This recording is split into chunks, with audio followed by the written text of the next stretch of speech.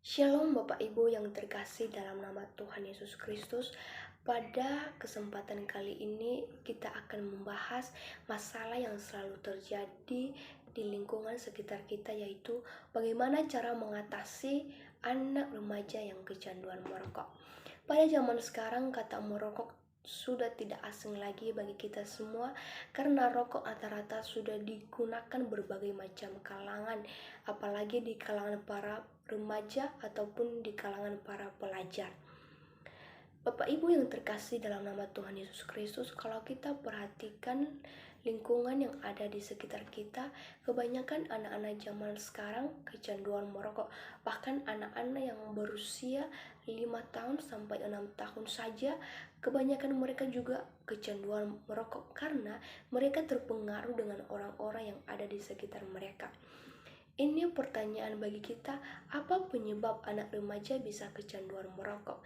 Karena anak remaja terpengaruh dengan lingkungan sekitarnya. Anak remaja kebanyakan pergaulan bebas.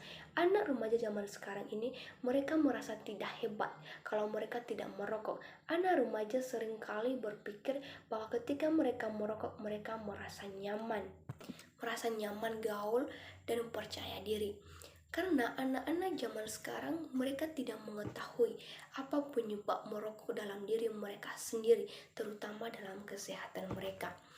Kadang juga sebagai orang tua lalai mendidik anak-anaknya pada masa kecil. Orang tua tidak memperhatikan dan membiarkan anaknya begitu saja. Karena kebanyakan orang tua sekarang ini sibuk kerja dan tidak ada kesempatan untuk mendidik anak-anaknya, sehingga seorang anak berpengaruh dengan apa yang dilakukan orang-orang yang ada di sekitarnya, sehingga seorang anak mencoba melakukan apa yang dilakukan orang-orang yang ada di sekitarnya. Beberapa masalah yang muncul bagi para pelajar perokok adalah, yang pertama, sangat mengganggu aktivitas belajar setiap hari. Perokok menyebabkan gangguan pada pertumbuhan serta perkembangan anak remaja. 3. Merokok sangat terpengaruh terutama kesehatan. Ada beberapa solusi mengatasi anak remaja yang merokok adalah, pertama, kita sebagai orang yang tahu bagaimana risiko atau penyebab merokok itu, kita harus menceritakan kepada mereka biar mereka tahu bagaimana risiko yang sebenarnya. Kedua, kita juga jangan pernah lepas tangan untuk selalu memberikan motivasi kepada mereka. Dan kita ajak mereka biar mereka makin dekat kepada Tuhan.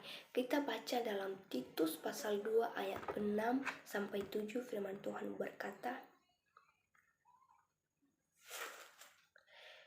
demikian juga orang-orang muda, nasihatilah mereka supaya mereka menguasai diri dalam segala hal, dan jadikanlah dirimu sendiri suatu teladan dalam berbuat baik.